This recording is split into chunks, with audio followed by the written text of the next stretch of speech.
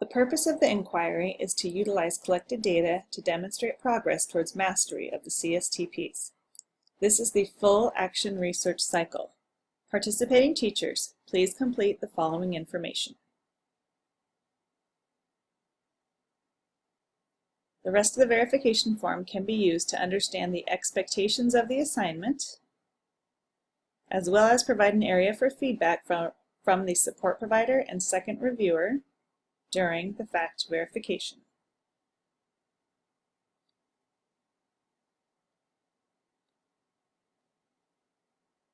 Essential components for instruction. Record information to ensure all essential components for instruction are considered when designing your lesson series. All components must be met. NA or none is not an acceptable response. Complete all sections with as much detail as possible, and remember that assessments need to reflect your inquiry question. How is this lesson series going to provide data for your inquiry question? Share and discuss with your support provider.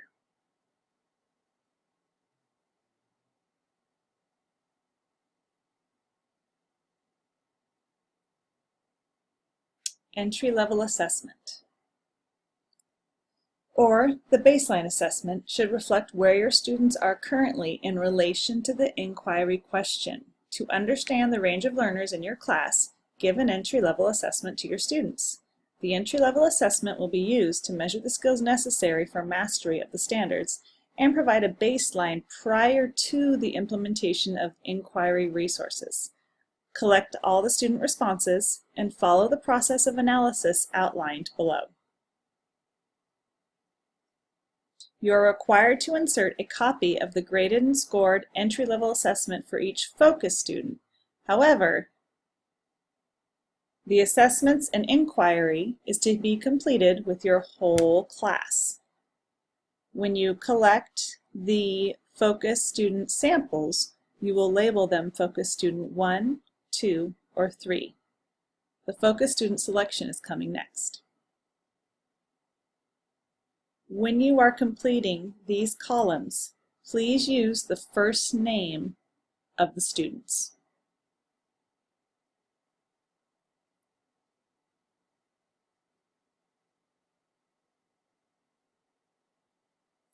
Focus student selection. Use the entry-level assessment data that you just gathered to select students representing the range of learners in your instructional environment. Identify 3 focus students for the inquiry. These students' initial assessments should have been inserted in the entry-level assessment area you just completed. One of your focus students needs to be an English learner. If there is not an English learner in your caseload, the focus student can be a student that struggles with academic content vocabulary.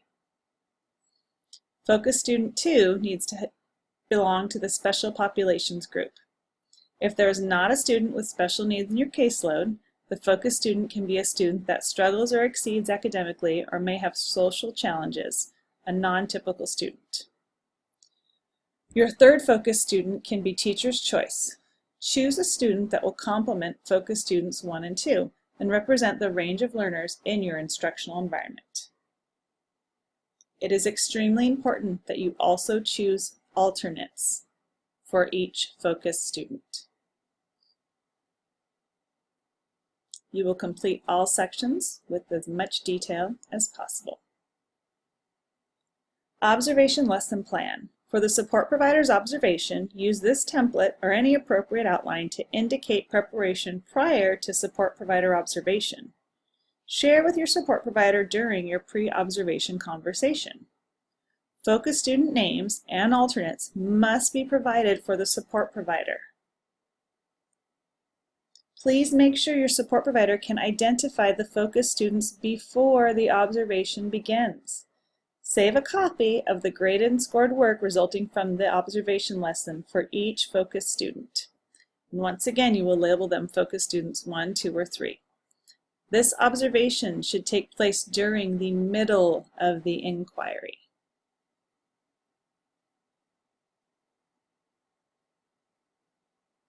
The inquiry observation record is where the support provider will record evidence related to the inquiry question, inquiry resources, selected CSTP, the state-adopted academic content standards, and the embedded induction program standards. The support provider completes this section.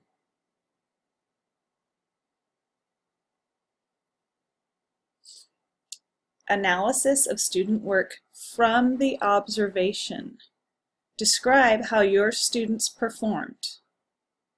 Review student work from the lesson the support provider observed, and consider the state-adopted academic content standards taught, the learning objectives, the research you have implemented, and your overall inquiry goal. Here you will insert a copy of the graded and scored work resulting from the observation lesson for each focus student. You will also be reviewing the overall class performance.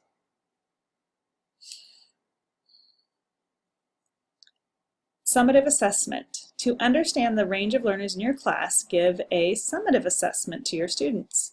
The summative assessment will be used to measure the skills necessary for mastery of the standards and provide evidence of successful implementation of inquiry resources. Collect the student responses and follow the process of analysis outlined below. Insert a copy of the graded scored summative assessment for each focus student. Label focus students 1, 2, or 3. The summative assessment should take place at the end of the inquiry. Once again, your whole class will be involved, and you will also pay special attention to your focus students during the summative assessment reflection on the focus students as well. After you have reflected on the summative assessment, now is the time to reflect and think about application of the inquiry as a whole. Based on the overall inquiry process, reflect and respond to the questions below.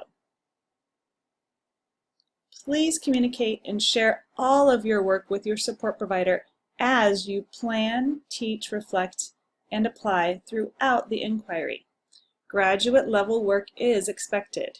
Your inquiry will be shared and discussed at your district's colloquium. Please take pride in your hard work.